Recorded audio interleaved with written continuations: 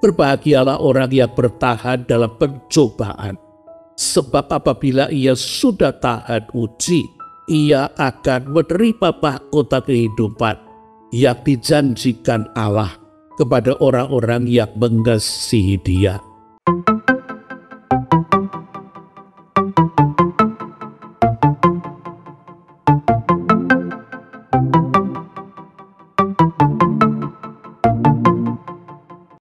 Shalom Bapak Ibu, Saudara-saudari, selamat bertemu kembali bersama dengan saya dalam seri Walking with God.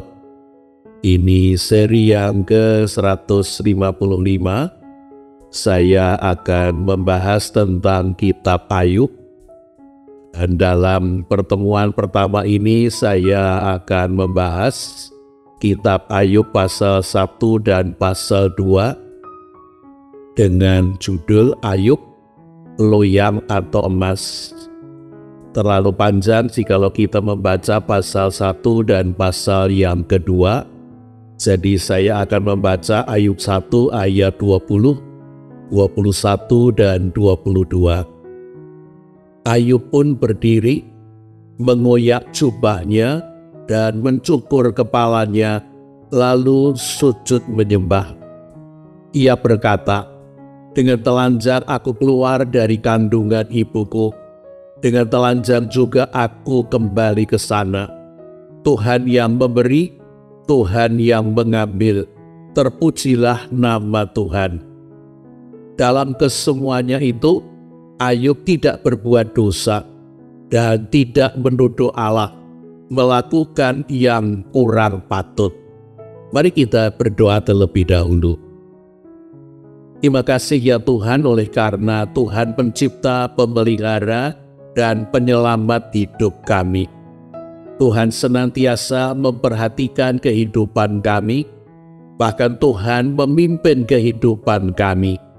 Karena itu berikanlah kepada kami iman untuk terus meyakini, walaupun kami tidak melihat Tuhan. Tuhan hadir, dan bahkan Tuhan adalah Immanuel. Tolonglah kami untuk mempercayai firman Tuhan, juga akan apa yang dinyatakan sebagai kebenaran-kebenaran Tuhan. Di dalam nama Tuhan kami yang hidup, Tuhan Yesus Kristus, kami berdoa, kami memohon. Terima kasih. Amin. Kitab Ayub sesungguhnya mengambil judul dari versi Latin Vulgata. Dalam bahasa Ibrani, Ayub itu Iyov. Ada banyak pendapat tentang kitab Ayub ini. Paling tidak saya kutip 2. Oleh karena kitab Ayub ini membahas tentang tokoh Ayub yang hidup pada zaman Abraham, bahkan mungkin sebelum Abraham. Maka sebagian ahli perjanjian lama berpendapat bahwa kitab Ayub adalah kitab yang tertua di dalam perjanjian lama. Dukungan bahwa Ayub adalah seorang tokoh sejarah kita temukan di dalam kitab Yehezkiel pasal yang ke-14, disebut 2 kali nama Ayub. Yehezkiel 14 ayat 14 dan ayat yang ke-20. Dan di dalam perjanjian baru muncul di dalam kitab Yakobus pasal yang ke-5 ayat yang ke-11. Pendapat yang kedua selain kitab Ayub adalah kitab yang tertua, mengatakan bahwa kisah Ayub tidak harus berarti bahwa kitab Ayub setua tokoh Ayub. Kisah Ayub bahkan harus dipisahkan dari kapan kitab Ayub itu ditulis.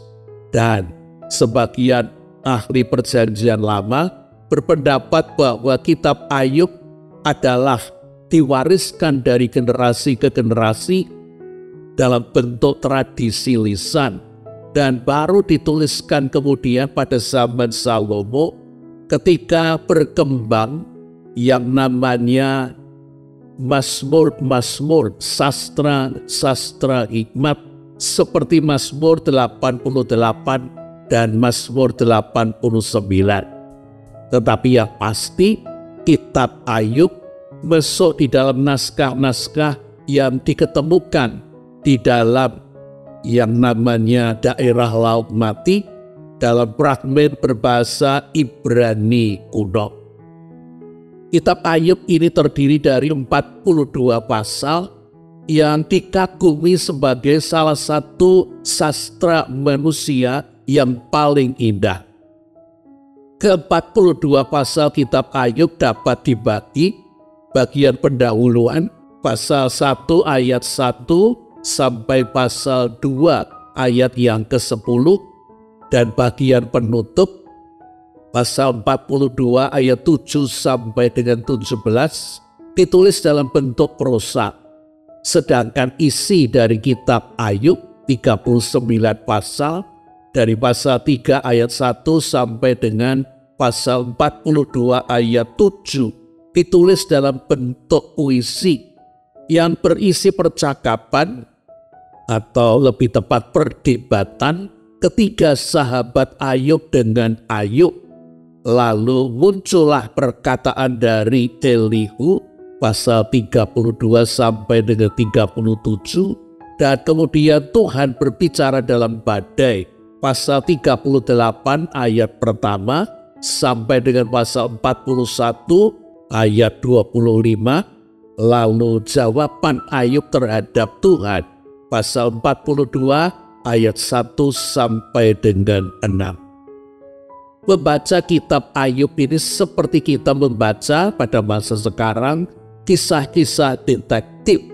Dalam artian kita para pembaca tahu lebih banyak karena diberitahu oleh si penulis daripada tokoh yang ada di dalam kitab tersebut.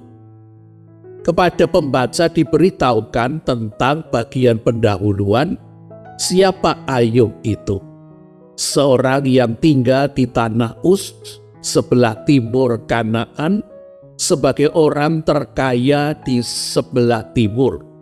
Memiliki 7.000 ekor kambing domba, 3.000 ekor unta, 500 pasang lembu, 500 keledai betina, dan sangat banyak kuda. Ayub 1 ayat yang ketiga. Ayub digambarkan sebagai seorang yang saleh, jujur, takut akan Allah, dan menjauhi kejahatan. Ayub berkomitmen untuk sungguh-sungguh hidup benar di hadapan Allah dan menolak dengan tegas hal-hal yang dilarang oleh Allah. Dengan setia Ayub menjalani kehidupan ibadahnya, termasuk peranannya sebagai imam keluarga. Ia selalu melakukan upacara korban untuk mengkuduskan anaknya. Kalau anak-anaknya ada yang berbuat dosa, setiap kali anak-anaknya selesai mengadakan pesta. Pesta yang dilakukan oleh 7 anak laki-lakinya secara bergantian dengan mengundang ketiga saudara perempuan mereka. Nah, masalahnya dikisahkan di dalam bagian pendahuluan ini di surga. Dikatakan malaikat-malaikat juga iblis, yang artinya musuh, datang kepada Allah untuk memberikan laporan. Dan dalam kesempatan itu Ayub dibanggakan oleh Tuhan kepada iblis sebagai hambanya yang saleh, yang jujur, yang takut akan Allah, yang menjauhi kejahatan, dan tidak ada yang seperti Ayub. Pasal 1 ayat yang ke-8. Tuhan membicarakan dan Tuhan membanggakan Ayub kepada iblis. Oleh karena sesungguhnya Tuhan tahu bahwa iblis sudah mengincar Ayub dan berupaya untuk menjatuhkan Ayub dengan berbagai cara, tetapi gagal. Dan iblis menanggapi pujian Tuhan terhadap Ayub dengan melontarkan tuduhan bahwa sikap Ayub yang saleh dan takut akan Tuhan sesungguhnya adalah akibat oleh karena Tuhan memberi kekayaan dan kemakmuran kepada Ayub serta memagari Ayub dan keluarganya dan segala miliknya. Siapa yang telah diberi segala sesuatu yang ia dambakan, beserta pagar perlindungan di sekitarnya, tidak berusaha agar selalu tampak setia kepada si pemberi? Mungkin iblis sudah berulang kali berupaya dan berusaha menjatuhkan Ayub tetapi gagal. Maka sekarang ia hendak menjatuhkan Ayub, menyerang Ayub, bukan pada sisi kelemahan-kelemahan Ayub, tetapi justru pada kekuatan Ayub, yaitu kesalehannya dan imannya kepada Tuhan, dengan menuduh bahwa iman dan kesalehan Ayub sesungguhnya bukan murni pilihan Ayub, kehendak Ayub sendiri, tetapi sebagai akibat efek samping dari kelimpahan yang diberikan Tuhan kepadanya. Iblis menuduh bahwa orang-orang mengasihi Tuhan hanya karena pemberian-pemberian Tuhan yang baik yang mereka terima. Menurut iblis, tidak seorang pun akan mau mengikut Tuhan jika tidak ada kepentingan atau keberuntungan pribadi yang mereka peroleh. Demikian juga dengan Ayub. Ayub pasti mendapatkan keuntungan-keuntungan dari Tuhan, dilimpahi dengan kekayaan dan kemakmuran, sehingga ia mau berbakti kepada Tuhan, mau hidup saleh dan takut akan Tuhan. Ayub 1 ayat 9 dan 10. Dengan iblis menuduh Tuhan memberi kepada Ayub, sehingga Ayub kemudian berbakti kepada Tuhan, iblis sesungguhnya menuduh Tuhan menyuap Ayub dengan kemakmuran, dengan perlindungan, sehingga kemudian Ayub berbakti kepada Tuhan. Tuduhan ini bisa digambarkan, diumpamakan seperti seorang pria yang memanjakan seorang perempuan simpanannya, dengan memberi segala kebutuhan dan keinginannya. Tetapi perempuan itu dikurung dalam rumah yang terkunci. Melimpahi dan memanjakan seorang perempuan dengan menguncinya di dalam rumah. Tetapi si pria kemudian beranggapan bahwa si perempuan mengasihi dirinya dan akan setia kepada dirinya. Serangan iblis terhadap kejujuran Ayub sekaligus merupakan serangan terhadap integritas kejujuran Tuhan yang dituduh iblis menyuap Ayub agar Ayub berbakti dan setia kepada Tuhan. Dan selain menyerang integritas Tuhan, iblis juga membujuk dan menantang Tuhan supaya Tuhan mencabut, supaya Tuhan menghancurkan segala yang dimiliki Ayub, dan akan terbukti bahwa Ayub berpaling dari Tuhan dan akan mengutuki Tuhan. Demikian kata iblis, tuduhannya, fitnahannya. Pasal 1 ayat yang ke-11. Dengan membujuk dan menantang Tuhan untuk mencabut berkat-Nya atas Ayub, sekaligus iblis hendak memberikan pukulan pamungkasnya kepada Ayub sesudah ia berkali-kali gagal menjatuhkan Ayub, dengan mendatangkan hal yang terburuk, malapetaka yang dahsyat, penderitaan yang sangat hebat kepada Ayub, dengan harapan Ayub kemudian akan berdosa dengan melawan Tuhan dan menghujat Tuhan. Walaupun Tuhan tahu pasti sesungguhnya iblis memperalat dirinya untuk mendatangkan pencobaan yang berat bagi Ayub, supaya Ayub melakukan kesalahan dan berbuat dosa. Tetapi karena tuduhan iblis menyerang integritas dan reputasi kebenarannya, maka Tuhan mempersilahkan iblis mengambil milik Ayub, tetapi Tuhan melarang iblis menyentuh tubuh Ayub. Kata Tuhan kepada iblis, Ayub 1 ayat yang ke-12, sekarang segala yang dimilikinya, dimiliki Ayub, ada dalam tanganmu. Hanya jangan engkau melayangkan tanganmu terhadap dirinya. Lalu di bumi, bukan di surga tempat Allah berdiskusi, berdebat dengan iblis di tanah Uz, Ayub yang tidak mengerti percakapan Tuhan dan iblis di surga. Dan memang Ayub dimaksudkan untuk tidak mengetahui tentang konteks di surga tersebut. Secara tiba-tiba dan bertubi-tubi, Ayub mengalami musibah malapetaka besar dan beruntun. Secara berturut-turut satu demi satu hamba Ayub melaporkan. Lembu-lembu dan keledai-keledai betina milik Ayub dirampas orang-orang Sheba. Kambing domba yang dipadang disambar petir.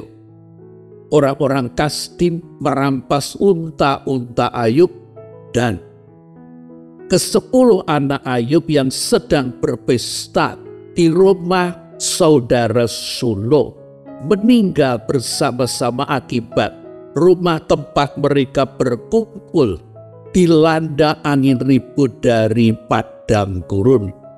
Ayub 14 ayat 1 ayat 14 sampai dengan 19. Mari kita berhenti sebentar. Dalam Ayub pasal pertama ini kita mengetahui bahwa iblis sama sekali bukan sebanding dengan Allah. Iblis harus memberi laporan kepada Tuhan Allah dan bertanggung jawab terhadap Tuhan. Demikian juga iblis tidak bebas untuk berbuat semaunya dan maha berkuasa. Tetapi ia hanya dapat melakukan sejauh yang diizinkan oleh Tuhan. Iblis juga bukan maha hadir. Ia tidak dapat berada dan hadir di mana-mana sekaligus. Jangan heran dengan kejahatan dan kebuasan iblis. Di dalam Yohanes 8 ayat 44b Tuhan Yesus mengatakan, iblis adalah pembunuh manusia sejak semula dan tidak hidup dalam kebenaran, sebab di dalam dia tidak ada kebenaran. Apabila ia berkata dusta, ia berkata dari dirinya sendiri, sebab ia adalah pendusta dan bapa pendusta. Dan Petrus di dalam suratnya 1 Petrus 5 ayat 8 dan 9 memberi peringatan. Waspadalah dan berjaga-jagalah. Lawanmu si iblis berjalan keliling sama seperti singa yang mengaum-ngaum dan mencari orang yang dapat ditelannya. Lawanlah dia dengan iman yang teguh, sebab kamu tahu bahwa semua saudaramu di seluruh dunia menanggung penderitaan yang sama. Dari surat Petrus kita diberitahu bahwa iblis mengingini apa yang ia lakukan terhadap Ayub bila diizinkan Tuhan, juga akan ia lakukan kepada semua orang yang mengakui Yesus sebagai Tuhan dan Tuannya. Ia akan mencobai untuk menggugurkan iman orang-orang percaya, supaya orang-orang percaya kehilangan imannya dan kemudian meninggalkan Tuhan dan mengalami penderitaan. Karena itulah Petrus menuliskan kata waspadalah dan berjaga-jagalah. Iblis bukan digambarkan seperti ular yang menunggu mangsanya mendekati, lalu ia akan mematuknya atau menelannya. Tetapi iblis digambarkan seperti singa betina yang aktif dan agresif memburu mangsanya untuk memberi makan kelompoknya. Karena itulah Tuhan Yesus di dalam doa Bapa kami, doa yang mestinya kita naikkan setiap hari, doa harian, mengajarkan supaya kita meminta kepada Bapa, dijauhkan dari pencobaan si jahat. Mari kita waspada, mari kita berjaga-jaga, mari kita terus memohon perlindungan Tuhan dari pencobaan si jahat. Yang menjadi pertanyaan sekarang adalah mengapa iblis diizinkan untuk menyerang Ayub? Betapa parah situasi, kondisi, status Ayub sesudah mengalami berbagai macam musibah dan malapetaka besar. Sebuah perubahan drastis seolah-olah dari puncak di titik tertinggi Ayub jatuh ke bawah hingga berada di titik terendah. Dari orang paling kaya di sebelah timur, mungkin Ayub menjadi orang paling miskin. Dari memiliki 10 anak, Ayub menjadi tidak punya anak sama sekali.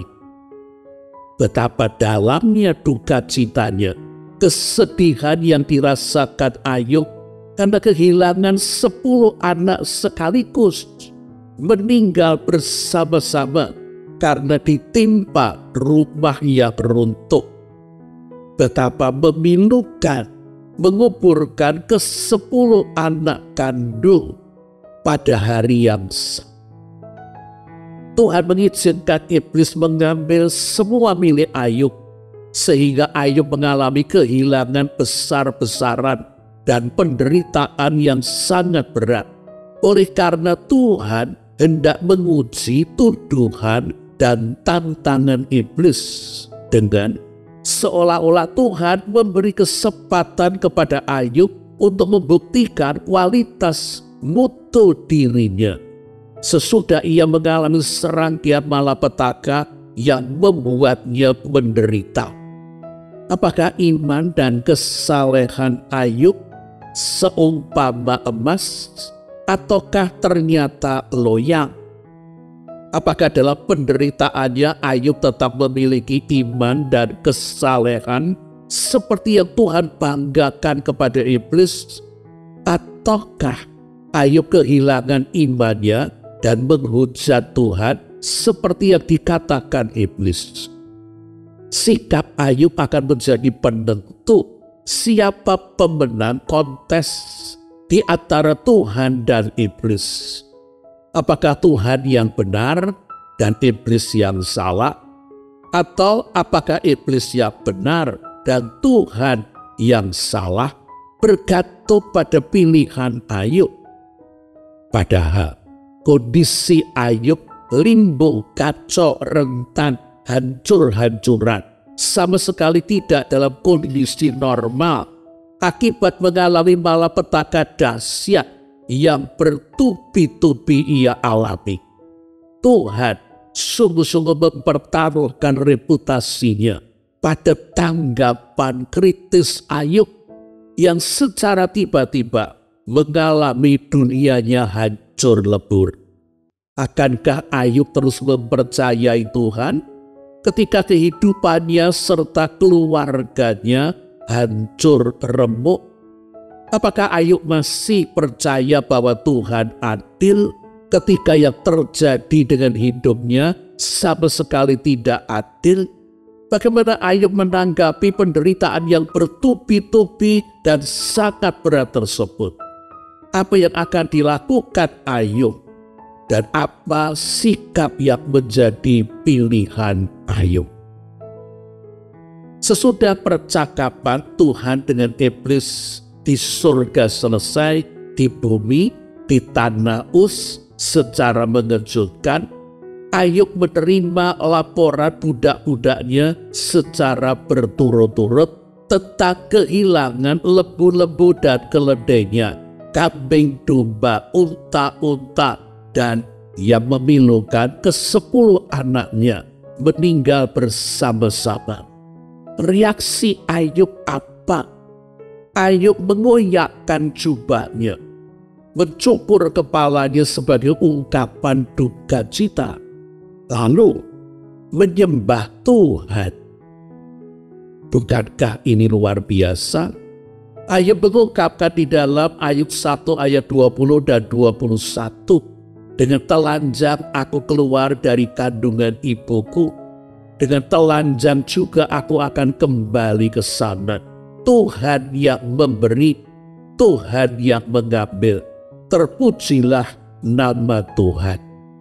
Dalam kesemuanya itu Ayub tidak berbuat dosa dan tidak menuduh Allah melakukan yang tidak patut. Ayub 1 ayat 22. Luar biasa reaksi Ayub dalam menghadapi malapetaka dan musibah yang sedemikian hebat.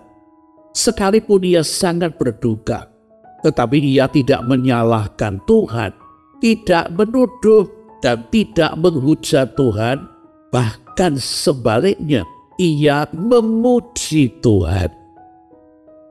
Ayub bertindak sesuai dengan kesalehannya dan komitmennya untuk takut akan Tuhan. Ia bersedia menerima semua malapetaka yang ia alami. Tuhan mengambilnya. Walaupun ia bingung karena tidak mengerti mengapa harus mengalami semuanya itu. Ayub memuji Tuhan, tetap percaya kepada Tuhan sekalipun ia seperti berada dalam kegelapan dan sama sekali tidak memahami alasan penderitaannya. Ayub menyadari bahwa apa yang terjadi atas dirinya pasti seizin Tuhan, dan ia tidak dapat melawan kedaulatan Tuhan, kehendak Tuhan. Dan oleh karena itu ia memilih untuk tetap tunduk, tidak memberontak kepada Tuhan, dan tetap percaya akan kebaikan dan keadilan Tuhan. Dengan bersedia menerima apa yang ia alami, Ayub berhasil mempertahankan kesalehannya, imannya, dan bahkan ia mampu di tengah-tengah kemalangannya memuji Tuhan. Suatu hal yang sungguh amat sukar untuk dilakukan Ayub pada waktu itu. Dan kembali dikisahkan di surga, Tuhan membanggakan Ayub lagi kepada iblis. Oleh karena sekalipun Ayub mengalami musibah dan malapetaka besar karena bujukan iblis, ternyata Ayub tidak mengumpat maupun menghujat Tuhan. Sekalipun seluruh miliknya, kemakmurannya lenyap, bahkan ke-10 anaknya meninggal, Ayub tetap saleh, tetap beriman, tetap memuji Tuhan. Iblis menuduh kalau Ayub kehilangan ia akan menghujat Tuhan. Tetapi ternyata yang terjadi sebaliknya. Di tengah-tengah kehilangan, Ayub memuji Tuhan. Dengan tetap beriman di tengah-tengah kehancurannya serta memuji Tuhan, Ayub membenarkan Tuhan dan menunjukkan bahwa iblis salah total. Penilaian Tuhan atas dirinya ternyata benar. Ketika Tuhan memuji Ayub, maka iblis segera memberikan tuduhannya kembali. Dia mengatakan bahwa kulit ganti kulit. Orang akan memberikan segala yang dimilikinya ganti nyawanya. Tetapi layangkanlah tanganmu, kata iblis, dan sentuhlah tulang dan dagingnya. Ia pasti mengutuki engkau di hadapanmu. Ayub 2 ayat 4 dan 5. Iblis kembali berargumen, pastilah orang akan melepas apa yang dimiliki di luar dirinya, baik itu harta maupun keluarga, demi untuk keamanan dan keselamatan dirinya. Seperti seseorang yang ditodong penjahat dan diberi 2 pilihan, harta atau nyawa. Pasti ia akan menyelamatkan nyawanya dan menyerahkan hartanya. Karena itu, bila Tuhan mengizinkan ia menyentuh tubuh Ayub, maka pasti Ayub akan menghujat Tuhan dan menyangkal Tuhan. Dan Tuhan kembali menyerahkan Ayub ke dalam tangan iblis. Tetapi Tuhan melarang iblis menyentuh nyawa Ayub. Pasal 2 ayat yang ke-6.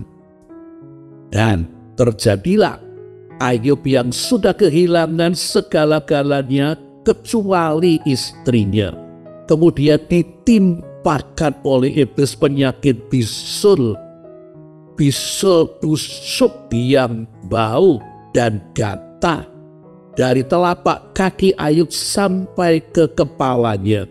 Sedemikian gatal sehingga dikatakan dalam pasal 2 ayat 7 dan 8, Ayub mengambil sekeping belik untuk menggarung-garung badannya sambil duduk di tengah-tengah abu.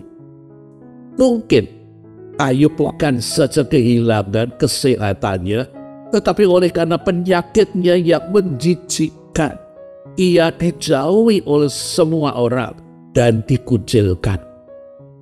Dan penderitaan Ayub masih ditambah dengan istrinya menyalahkan dirinya.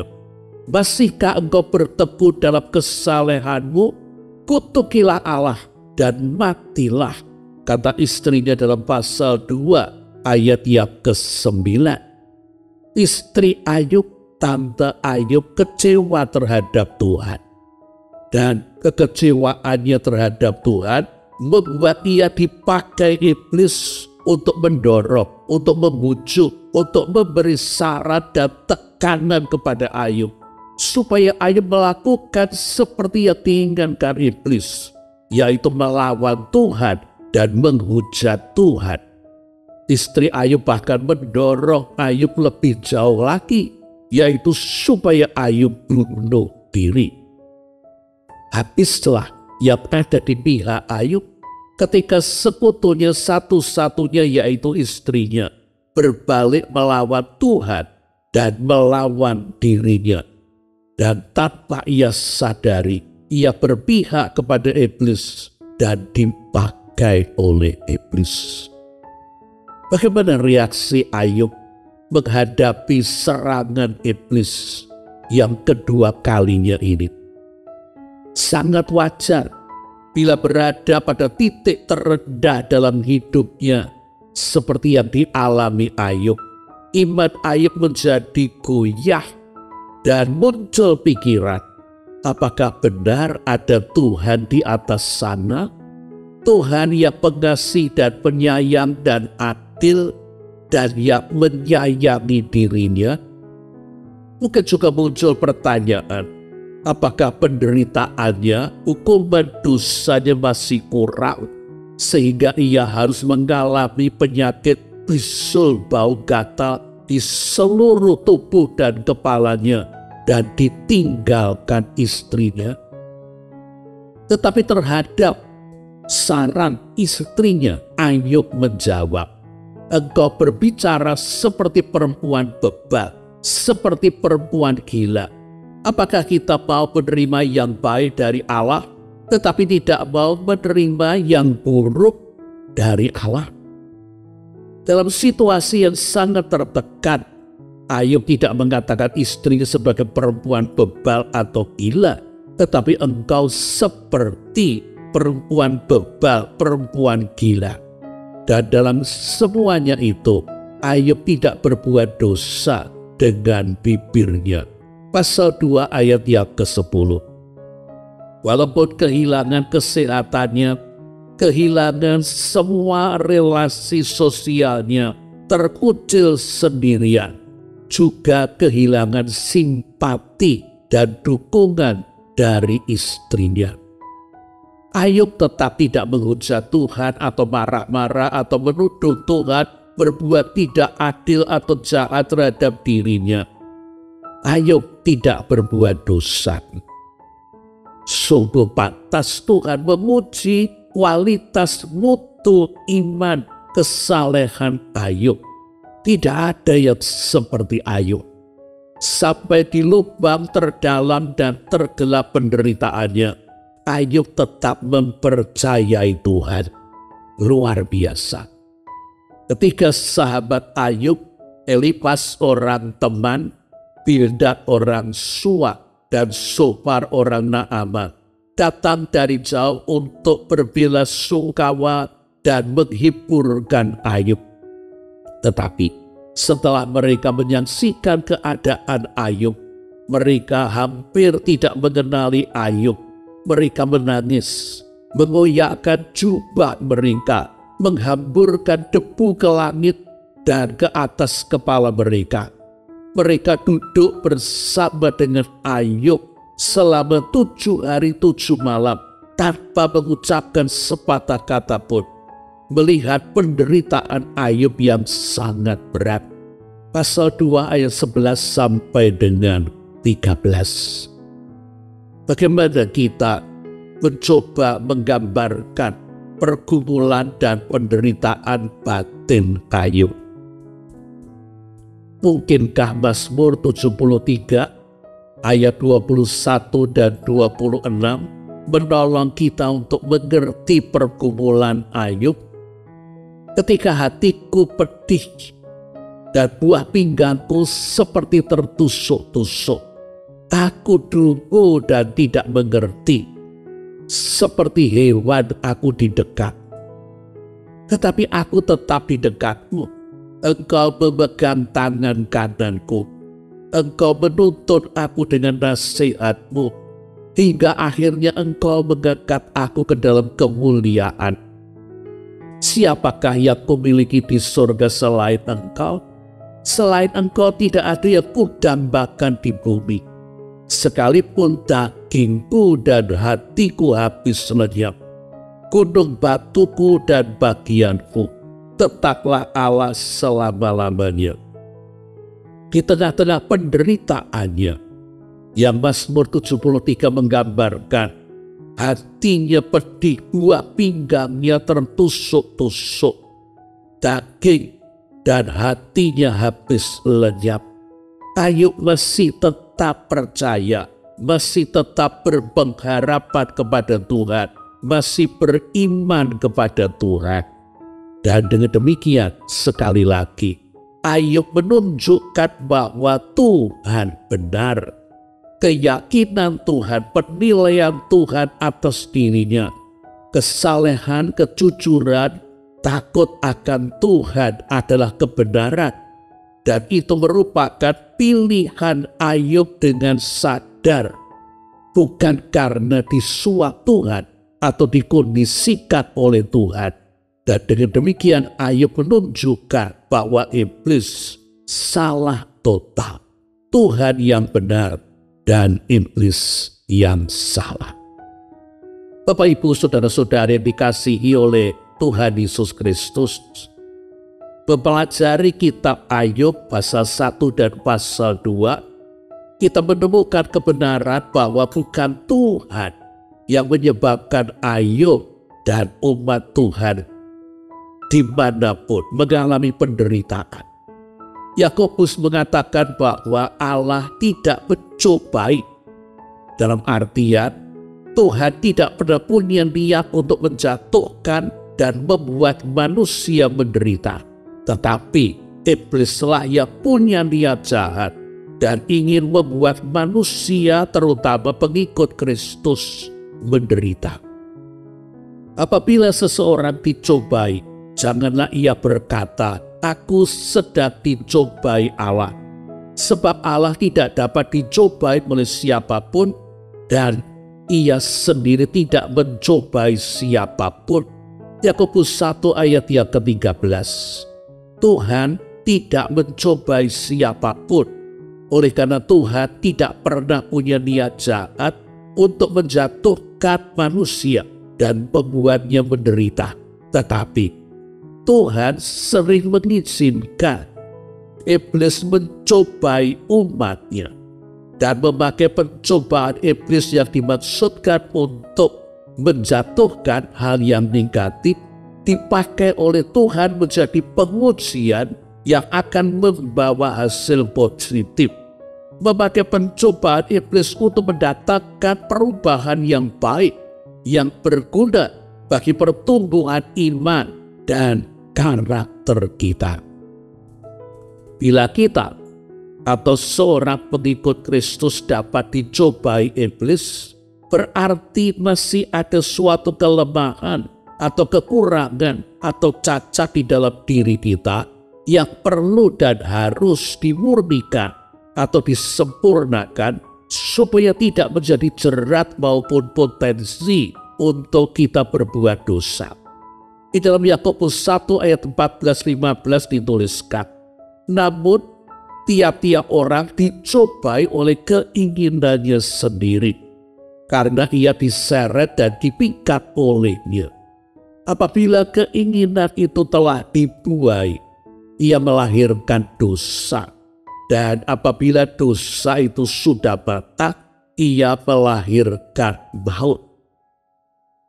Apakah kita sadar akan kelemahan, kekurangan, cacat yang masih kita miliki, yang menjadi fokus pencobaan iblis atas kita?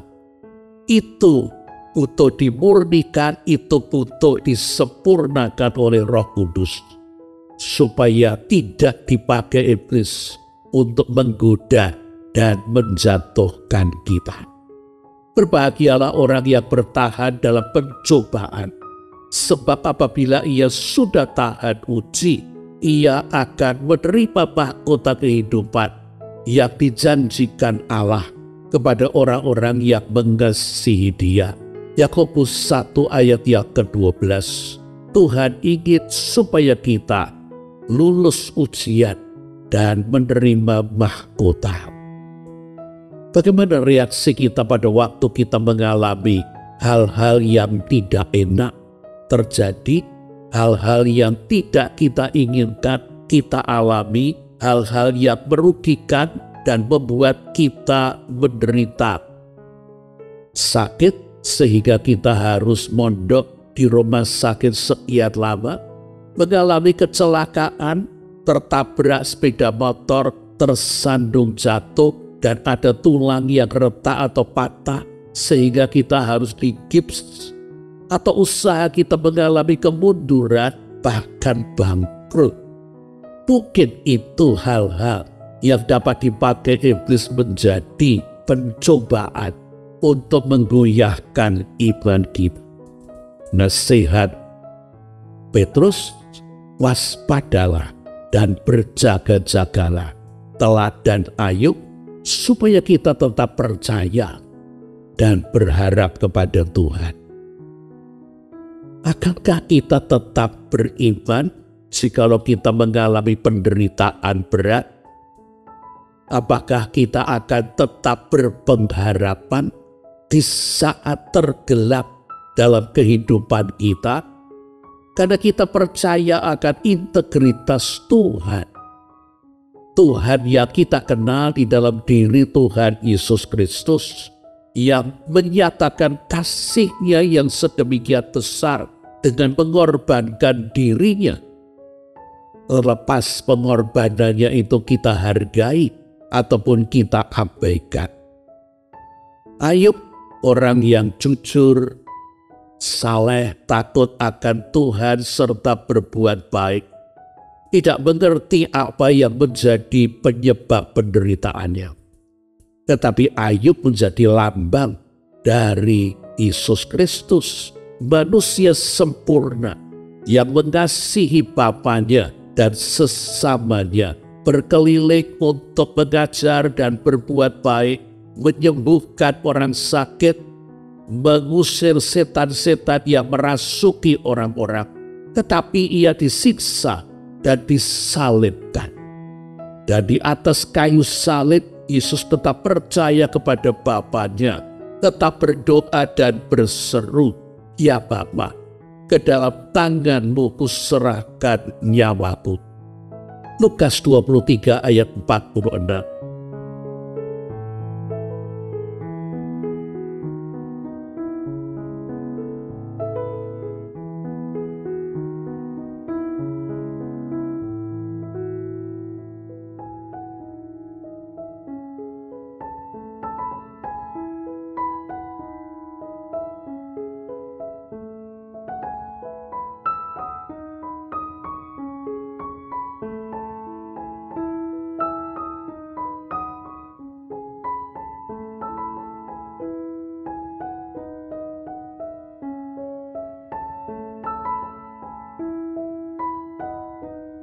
Akankah kita mengikuti jejak Ayub dan Kristus? Apapun yang kita alami, sekalipun dagingku dan hatiku habis lenyap, gunung batuku dan bagianku tetaplah Allah selama-lamanya. Kiranya demikian, Roh Kudus akan menolong kita. Amin.